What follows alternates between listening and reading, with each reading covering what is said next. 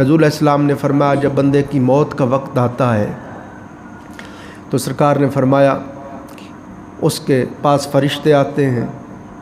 فرمایا اگر نیک ہو، صالح ہو، متقی ہو، پارسا، پرہیزگار ہو، تو فرمایا ملک الموت علیہ السلام کے ساتھ 500 نوری فرشتوں کا جلوس آتا ہے.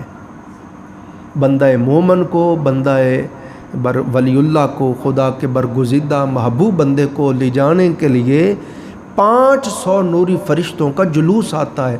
جلوس کی شکل میں ولی اللہ کو لینے کے لیے فرشتے آتے ہیں. ویسے سرکار نے ساری اس کی تفصیلات بیان کی.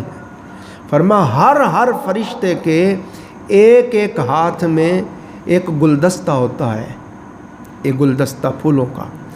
فرمایا اس کے اوپر مختلف 20 قسم کے پھول ہوتے ہیں. ہر فرشتے کے پاس جو گلدستہ ہے اس کے گلدستے کے اوپر 20 مختلف کلر کے پھول ہیں. ہر پھول کا کلر ڈیزائن الگ ہے، خوشبو الگ ہے. اور سرکار نے فرمایا 500 فرشتہ ہے. جو 20 پھول اس فرشتے کے پاس ہیں اگلے کے پاس وہ نہیں، اگلے کے پاس اور 20 ہیں، اگلے کے پاس اور 20 طرح کے، اگلے کے پاس اور طرح کے 20 ہیں، اگلے کے پاس اور طرح کے 20 ہیں. اس طرح 500 فرشتوں کے پاس جنت کے پھول ہوتے ہیں، پھولوں کے گلدستے ہوتے ہیں. اور دوسرے ہاتھ میں فرمایا شمع کافوری ہوتی ہے جو روشنی اور خوشبو پھیلا رہی ہوتی ہے. تو وہ جلوس کی شکل میں آ کے ولی اللہ کو ایسے اپنے حصار میں لے لیتے ہیں. اور حضور علیہ السلام نے فرمایا بندہ مومن جو ولی اللہ ہے اس کی 4 پائی سے لے کے جنت میں جو اس کو ملنے والا مقام ہے وہاں تک آقا علیہ السلام نے فرمایا سب حجاب اٹھا دیے جاتے ہیں. وہ لیٹا اپنی 4 پائی پہ ہے. اور یہ چیزیں یاد رکھا کریں. حضور علیہ السلام نے فرمایا جنت 7 آسمانوں کے اوپر ہے، دوزخ 7 زمینوں کے نیچے ہے. فرمایا اگر وہ مومن، وہ صالح، وہ مرد برگزیدہ تھا، خدا کا محبوب بندہ تھا، تو اس کی 4 پائی سے لے کر 7 آسمانوں سے اوپر جنت میں پھر مقام علیین جہاں اولیاء صالحین کی ارواح جاتی ہیں. علیین میں جنت میں جو اس کا مقام ہے، جو اس کے محلات ہیں، باغات ہیں، انہار ہیں، حور و قصور ہیں، نعمتیں ہیں، وہاں تک سب حجاب اٹھا دیے جاتے ہیں. ہم دیکھیں نا اس کی آنکھیں لگی ہوئی ہیں، ہاں جی، اس کو کوئی خبر نہیں کون آیا ہے کون گیا ہے. اس کے آگے اس کی نگاہوں کے سامنے اور عوالم کھل چکے ہوتے ہیں. وہ ہوتا یہاں بستر پر ہے مگر ہمیں یہاں نظر آتا ہے، مگر وہ حقیقت میں جنت میں اپنے مقام دیکھ رہا ہوتا ہے. تو حضور علیہ السلام نے فرمایا پھر فرشتے اس کو کہتے ہیں یا ایتھا النفس المطمئنہ، اے نفس مطمئنہ. ایک وقت تھا نا نفس امارہ تھا، پھر لوامہ ہوا، ملہمہ ہوا. وہ عبادتیں کرتا گیا، ریاضتیں کرتا گیا، مخالفت نفس کرتا گیا، شب زندہ داریاں کرتا گیا، اللہ کے لیے محنتیں کرتا رہا. نفس امارہ لوامہ میں بدلا، پھر ملہمہ میں بدلا، پھر مطمئنہ میں بدلا. تو یہ نفس کی حالتیں بدلتی جاتی ہیں، پھر راضیہ، پھر مرضیہ ہوتا ہے. تو وہ فرماتے ہیں فرشتے اے نفس مطمئنہ ارجعی الی ربک، چل اپنے رب کی طرف لوٹ چل. ارجعی الی ربک فادخلی فی عبادی، چل اس کے بندوں میں داخل ہو چل. وادخلی جنتی، چل جنتوں میں داخل ہو چل. جب یہ فرشتے فرماتے ہیں کہ چل اللہ کے بندوں میں داخل ہو چل، جنتوں میں داخل ہو چل، تو اس کے سامنے وہ جنت کا سارا مقام ہوتا ہے اور جنتی ہوتے ہیں. اور نہ صرف جنت ولی اللہ کے سامنے ہوتی ہے، خدا کی قسم جنت والے مولا کا حسن اس کی آنکھوں کے سامنے ہوتا ہے. ہاں جی. تو فرشتے فرماتے، وہ ولی اللہ کہتا ہے فرشتوں جلدی کرو، جلدی مجھے لے چلو جلدی. اللہ بھی فرماتا ہے فرشتوں میرے ولی کو جلدی میرے پاس لے آؤ. ہاں جی، میرے ولی کو جلدی میرے پاس لے آؤ. موت جو ہے نا یہ اللہ تعالیٰ کو ملانے والی چیز ہے. حضور نے فرمایا موت جو ہے مومن کے لیے تحفہ ہے. کیوں فرمایا کہ یہ دنیا کے جھنجھٹوں سے نکال کے لے جاتی ہے، دنیا کے ظلمات، دنیا مومن کے لیے قید خانہ ہے، یہ مصیبتوں کا گھر ہے، یہ تنگیوں کا گھر ہے، یہ پریشانیوں کا گھر ہے، یہ تکلیفوں کا گھر ہے، ازمائشوں کا گھر ہے، مصائب و آلام کا گھر ہے، محنت ریاضت کا گھر ہے۔ ان ساری چیزوں سے موت چھڑوا کے بندے کو لے جاتی ہے۔ اس لیے موت مومن کے لیے تحفہ ہے کہ جب بندہ وفات پاتا ہے تو ہجر فراق ختم ہو جاتا ہے، بندے کو مولا کا وصال نصیب ہوتا ہے۔ یہی وجہ جناب حضرت ابراہیم علیہ السلام کے جب وصال کا وقت آیا تو حضرت ملک الموت اور جبرائیل علیہ السلام فرشتے آئے، تو ہم نے کہا کیسے آئے ہو؟ انہوں نے کہا یہ آپ کو لینے کے لیے آئے ہیں۔ ابراہیم علیہ السلام نے فرمایا بھلا کوئی دوست بھی کسی دوست کی جان لیتا ہے؟ توجہ کرنا، کوئی دوست کسی دوست کی جان لیتا ہے؟ کبھی تم نے سنا ہے؟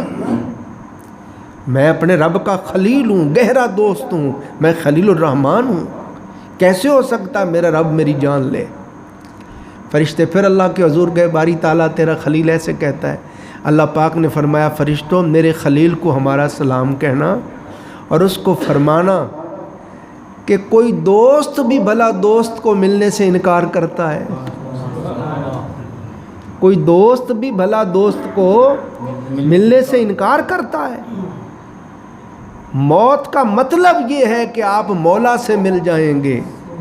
ہم نے اچھا موت سے بندہ اللہ کو ملتا ہے؟ میں ہاں۔ پھر فرما اجل اجل اجل، پھر جلدی کرو جلدی کرو جلدی کرو، مجھے میرے مولا کے پاس لے چلو۔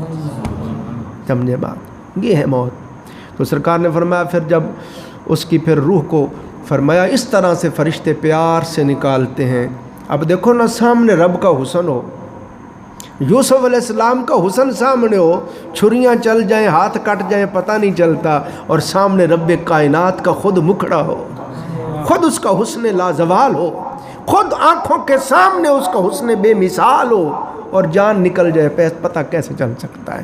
موت کی تکلیف برحق ہے، مگر ولی اللہ کو اس لیے پتہ نہیں چلتا کہ موت کا جب وقت آتا ہے اس کی آنکھوں کے سامنے چہرہ مصطفیٰ بھی ہوتا ہے، چہرہ خدا بھی ہوتا ہے، بس وہ ان حسنوں میں کھو جاتا ہے اور اس در سے اس کو پتہ بھی نہیں چلتا، روح نکل جاتی ہے۔ سمجھے بات؟ تو فرمایا پھر اس کی روح کو سیدھا اللہ تعالیٰ کی دربار میں لے جایا جاتا ہے۔ اگر وہ نیک ہو صالح ہو تو 500 فرشتوں کے جلوس میں اس کی روح لے جائی جاتی ہے۔ پہلے آسمان کے سارے فرشتے آ کے اس کا استقبال کرتے ہیں، پھر یہ سارے پہلے آسمان کے فرشتے ساتھ مل جاتے ہیں اس 500 جلوس کے ساتھ، 500 فرشتوں والے جلوس کے ساتھ جو روح لے کے جا رہے ہیں۔ تو پہلے آسمان کے سارے فرشتے استقبال کرتے ہیں، پھر سارے مل جاتے ہیں، دوسرے آسمان تک چھوڑ کے آتے ہیں، پھر آگے سے دوسرے آسمان والے مل جاتے ہیں، وہ تیسرے پہ چھوڑ کے آتے ہیں، پھر چوتھے والے استقبال، اس طرح ہر آسمان کے فرشتے استقبال کرتے جاتے ہیں اور آگے آگے چھوڑتے جاتے ہیں، حتیٰ کہ بندے کو اللہ تعالیٰ کی بارگاہ میں لے جایا جاتا ہے۔ فرشتے جا کے اللہ تعالیٰ کی بارگاہ میں سجدہ کرتے ہیں۔ اللہ تعالیٰ فرماتا ہے اب میرے ولی کو بھی مجھے سجدہ کرواؤ۔ پھر ولی اللہ کی روح بھی اللہ کے حضور سجدہ کرتی ہے۔ پھر اللہ تعالیٰ فرماتا ہے اے میکائیل علیہ السلام کے پاس رجسٹر ہے جس میں مومنین، صالحین، متقین، اعلیٰ علیین میں جو لوگ جاتے ہیں ان کے نام لکھے ہوئے۔ اللہ تعالیٰ حضرت میکائیل علیہ السلام سے فرماتا میکائیل میرے اس ولی کا نام اپنے رجسٹر میں لکھ لے، اب اس کے بارے میں قیامت کے دن تیرے ساتھ بات کروں گا۔ پھر سرکار نے فرمایا واپس روح آ جاتی ہے۔ اب یہاں کوئی رو رہا ہوتا ہے، کوئی کچھ کر رہا ہوتا ہے، روح پھر آ کے سرہانے کے پیچھے کھڑی ہو جاتی ہے۔ اب ہمارے ہیں کوئی آ رہا ہے، کوئی جا رہا ہے، کوئی رو رہا ہے، کوئی کچھ، وہ سارا کچھ سرہانے کھڑی ہو کے روح دیکھتی رہتی ہے۔ اور فرمایا پھر تم غسل دیتے ہو، فرمایا جسم کو تم غسل دیتے ہو، روح کو فرشتے غسل دیتے ہیں۔ پھر جسم کو تم کفن پہناتے ہو، روح کو فرشتے کفن پہناتے ہیں۔ پھر فرمایا تم جنازہ اٹھا کے جب لے جاتے ہو تو فرمایا ولی اللہ کے گھر سے لے کے اس کے مزار تک راستے کے دونوں طرف فرشتے کتاریں بنا کے کھڑے ہوتے ہیں اور استقبال کرتے ہیں اور دعا کرتے ہیں یا اللہ اپنے ایسے مرد ولی کی نیکیوں کو قبول فرما، گناہوں کو معاف فرما، درجات کو بلند فرما۔ پھر فرمایا جنازہ پڑھتے ہو تم، تو پھر جب تم قبر میں دفن کر دیتے ہو تو آقا علیہ السلام نے فرمایا، اب دیکھیں نا، آپ سب سمجھتے ہیں صاحب علم ہے کہ ہم قبر کو اتنا گہرا کھودتے ہیں کہ بندہ اندر بیٹھ سکے۔ اتنی قبر کیوں گہری کھودی جاتی ہے؟ سمجھنے والی بات ہے نا۔ کو معیار قبر بنا کے پھر بیٹھ کے ایسے ہاتھ رکھ کے دیکھتے ہیں، ہاں جی، بیٹھتے ہیں کہ اندر بیٹھ سکتا ہے بندہ، اتنی گہری قبر ہوتی ہے۔ اور اس کے بند بھی ہم کھول دیتے ہیں، مرنے والے کے جو بند ہوتے ہیں وہ بھی کھول دیتے ہیں، چہرہ قبلہ شریف کی طرف کر دیتے ہیں، اور قبر اتنی گہری کھودتے ہیں کہ اندر بندہ بیٹھ سکے۔ کیوں؟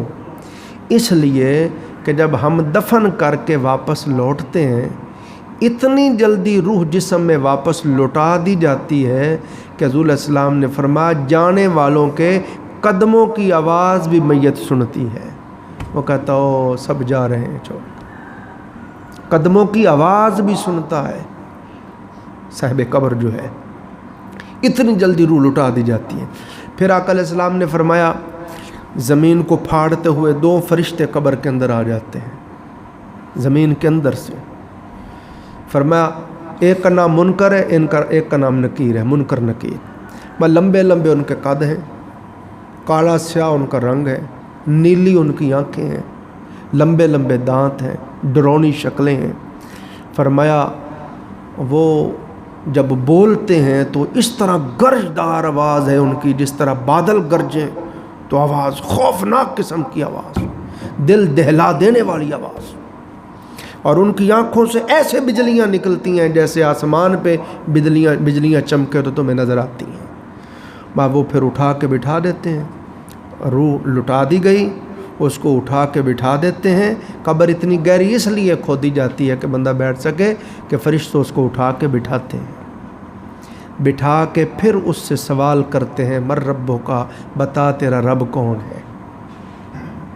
تو جو نیک آدمی ہوتا ہے، مومن صالح ہوتا ہے، وہ کہتا ربی اللہ، میرا رب اللہ ہے۔ پوچھتے ہیں ما دینوں کا، تیرا دین کیا ہے؟ جو نیک آدمی ہو وہ کہتا دینی الاسلام، میرا دین اسلام ہے۔ پھر وہ اس کی قبر کے اندر حضور علیہ الصلوۃ والسلام کی بارگاہ تک اس کی نگاہ سے حجاب اٹھا دیا جاتا ہے۔ اور عرفا بیان کرتے ہیں یوں نہ کہا کرو کہ قبر میں حضور تشریف لاتے ہیں، یہ بے ادبی ہے۔ یوں کہا کرو کہ حضور علیہ الصلوۃ والسلام اور بندہ مومن کے درمیان سے پردے اٹھا دیے جاتے ہیں۔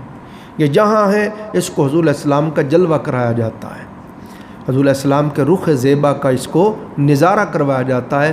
اور پھر فرشتے پوچھتے ہیں ما کنت تقول فی حق ھذا الرجل محمد صلی اللہ علیہ وسلم، اس ہستی محمد صلی اللہ علیہ وآلہ وسلم کے بارے میں تو کیا کہا کرتا تھا؟ یہ نہیں پوچھتے کہ اب کیا کہتا ہے۔ کان یکون فعل مضارع پہ لگائیں تو ماضی استمراری بن جاتا ہے۔ پچھلا جو زمانہ دنیا کا گزار کے آیا ہے اس میں ان کے بارے میں کیا کہا کرتا تھا۔ تو جو مومن ہوتا ہے، جو متقی ہوتا ہے، جو حضور علیہ السلام کا سچا پکا غلام ہوتا ہے، تابع فرمان ہوتا ہے، جس کی زندگی آقا علیہ السلام کے نقش قدم پر چلتے چلتے گزری ہوتی ہے، حضور کے حکموں کی تعمیل کرتے کرتے گزری ہوتی ہے، حضور پر درود و سلام پڑھتے پڑھتے گزری ہوتی ہے، حضور کی محبت اور عشق میں تڑپتے تڑپتے گزری ہوتی ہے، وہ فوراً کہتا ہے ھذا رسول اللہ صلی اللہ علیہ وسلم، یہ اللہ کے رسول ہیں، یہ حضور نبی رحمت صلی اللہ علیہ وسلم ہے، یہ امام الانبیاء ہیں، خاتم الانبیاء ہیں۔ بس جب وہ حضور علیہ السلام کو پہچان لیتا ہے تو حضور علیہ السلام نے پھر فرمایا کہ پھر فرشتوں کو حکم ہوتا ہے کہ فرشتوں اس کی قبر کے بائیں جانب دروازہ کھولو، دائیں جانب نہیں، بائیں جانب۔ جب بائیں جانب ایسے پردہ کھلتا ہے تو آگے دوزخ کی آگ شعلہ زن نظر آتی ہے، تو وہ ڈرنے لگتا ہے، کانپ جاتا ہے، اس کا چہرہ فک ہو جاتا ہے۔ تو فرشتے کہتے ہیں ڈرنا، تجھے یہ دکھایا ہے، اگر تو حضور نبی رحمت صلی اللہ علیہ وآلہ وسلم کو پہچان نہ سکتا نا تو پھر یہ تیرا ٹھکانہ ہونا تھا۔ چونکہ تو نے سرکار کو پہچان لیا ہے، سارے سوالوں کے جواب دے لیے، کامیاب ہو گیا ہے، لے یہ دروازہ بند۔ تو ساتھ ہی سرکار نے دائیں طرف دروازہ کھلتا ہے، سامنے جنت ہوتی ہے، समझे। फिर उसकी कब्र को जहाँ तक उसकी नज़र जाती है उसकी कब्र को खोल दिया जाता है, समझे, और उसकी कब्र को रोज़तुम मिन रियादिल जन्ना, जन्नत की क्यारियों में से क्यारी बना दिया जाता है। सरकार ने हमारे फरिश्तों को हुक्म होता है मेरे इस वलीउल्लाह के लिए जन्नत का बिस्तर बिछाओ, इसको जन्नत का लिबास पहनाओ, इसकी कब्र में जन्नत का दरवाज़ा खोल दो। और फिर फरिश्ते उसको थपकी देते हैं नम का नौमत लोरो से, सो जा। वो कहता है जब वो कामयाब हो जाता है, जन्नत का बिस्तर बिछ गया, जन्नत के लिबास मिल गए, कब्र जन्नत बन गई, वो कहता है वो मुझे छोड़ो, मैं अपने घर वालों को बता के आऊँ मैं कामयाब हो गया, मुझे छोड़ो मैं अपने दोस्तों को बता के आऊँ, अपने शागिर्दों को, मुरीदों को, मुतल्लिकीन को बता के आऊँ कि मैं कामयाब हो गया। फरिश्ते कहते हैं नहीं, सो जा सो जा, जैसे पहली रात की दुल्हन सोती है, समझे। फिर उसको वो थपकी दे के सुला देते हैं। तो सरकार ने फरमाया जिस तरह, अब देखें ना वलीउल्लाह की मौत के बारे में सरकार ने बड़ा कुछ समझाया है। फरमाया इधर जन्नत का दरवाज़ा खुल गया, इधर से फरमाया उसको महल्लात और हर चीज़ नज़र आ रही है। सरकार ने कब्र की ज़िंदगी फरमाया, देखो ना कितनी लंबी ज़िंदगी है। दुनिया की ज़िंदगी तो हुजूर ने फरमाया, कब्र की ज़िंदगी के सामने आपको एक ख्वाब नज़र आएगा, यूँ लगेगा जैसे एक ख्वाब था और आँख झपकने में ख़त्म हो गया, बरज़ख की ज़िंदगी के सामने। और सरकार ने इस तरह समझाया, फरमाया जिस तरह माँ के पेट में बच्चा होता है ना, तो पैदा होता है तो रोता है, सब लोग हंस रहे होते हैं मगर वो रोता है। वो कहता है मैं अपने इतने बड़े घर में था, आराम सुकून से रहता था, मुझे उधर से क्यों निकाल लिया तुमने। वो रोता है मेरे घर से बाहर निकाल के ले आए हो। मगर जब उसको शऊर बेदार होता है, समझ आती, इतनी बड़ी दुनिया देखता है, तो वो कहता हो ये तो मेरी गलती थी, वो तो छोटा सा कैद खाना था, घर तो असल ये है। मगर जब उसकी वफ़ात होती है और आगे आलम बरज़ख खुलता है, तो जिस तरह दुनिया के बिलमुकाबल माँ का पेट एक छोटा सा जहान है, इसी तरह बरज़ख के सामने दुनिया एक छोटा सा जहान है। फिर बरज़ख के सामने आलम आखिरत बहुत बड़ा है, फिर जन्नत उससे बड़ी है। समझे बात? इस तरह से हुज़ूर ने इसको सारा समझाया है। तो फरमाया फिर कब्र के अंदर, अब उसकी कब्र जन्नत, सरकार ने, मैं जब वो जन्नत में चला जाता ना, कमाल बात समझाऊँगा, वो कब्र में गया, कब्र जन्नत के बागों में से बाग बन गई। तो फरमाया उसकी कब्र के अंदर, वलीउल्लाह की कब्र के अंदर एक हूर दाखिल होती है, जन्नत की हूर। फरमाया फिर सरकार ने उसका सारा समझाया कि वो हूरें इतनी खूबसूरत हैं, अगर खारी कुएँ में थूक दें तो पानी मीठा हो जाए, खुशबूदार हो जाए। स्याह तारीक रात में अगर आसमान से सिर्फ ये छिंगली के नाखन को नीचे कर दें तो फरमाया दुनिया में ऐसे रोशनी हो जाए जैसे सूरज निकल आया है। फरमाया वो इतनी खूबसूरत हैं कि वो चले तो उनके लिबास के अंदर से भी नज़र गुज़रती है, ये जिल्द से भी गुज़रती है, गोश्त से भी गुज़रती है, हड्डियों से भी, हड्डियों के अंदर जो गुद्दा है वो भी शीशे की तरह नज़र आता है, इतनी हसीन है। भाई यहाँ चलें तो पाजेबें और उसके जो पहना होते हैं जेवर वो छन छन करते हैं, मगर वहाँ जब हूरें चलती हैं तो उनके जो जेवर हैं उनके अंदर से आवाज़ आती है सुबहान अल्लाह सुबहान अल्लाह सुबहान अल्लाह। यहाँ की औरत जो है वो आज जवान है तो कल बूढ़ी भी होगी, आज जिंदा है तो वफ़ात भी होगी। यहाँ की औरत को पेशाब भी आता है, पखाना भी आता है, हाँ जी, माहवारी भी आती है, फिर बच्चा होता है, निफास का खून भी आता है, पसीना भी आता है, ना नहाए तो बदबू आती है उसके पास से। मगर फरमाया जन्नत की जो हूरें हैं वो इतनी हसीन है, इतनी हसीन है, इतनी हसीन है, ना तो वो कभी बीमार होंगी, ना कभी बूढ़ी होंगी, ना उनको पेशाब आता है, ना पखाना आता है, ना माहवारी आती है, हाँ जी, ना उनको निफास का खून आता है, ना उनको पसीना आता है, ना उनसे बदबू आती है, ना वो नाराज़ होती हैं। तो फरमाया जन्नत की हूर उसकी कब्र के अंदर आती है, खूबसूरत, उसके गले के अंदर खूबसूरत हार होता है, इतना हसीन हार होता है कि बंदा ज़ब्त नहीं रख सकता, और ऐसे हार को हाथ लगाता है, जो ही हार को ऐसे हाथ लगाता है तो सरकार ने मैं वो हार टूट जाता है, अब उसके मोती सारे नीचे गिर जाते हैं। फरमा हूर और वो वलीउल्लाह दोनों वो मोती उठा रहे होंगे, اتنی جلدی قیامت آ جائے گی کہ ابھی وہ موتیوں کے ہار کے موتی اٹھا رہے ہوں گے تو قیامت بھی آ جائے گی. کہیں گے او اتنی جلدی قیامت آ گئی. مشرکوں کے لیے ایک ایک دن 50,000 سال کے برابر ہو جاتا ہے. یہ سرکار نے ساری موت کی حقیقت کو سمجھایا. تو بس اس پہ ختم کر رہا ہوں کہ آپ دیکھیں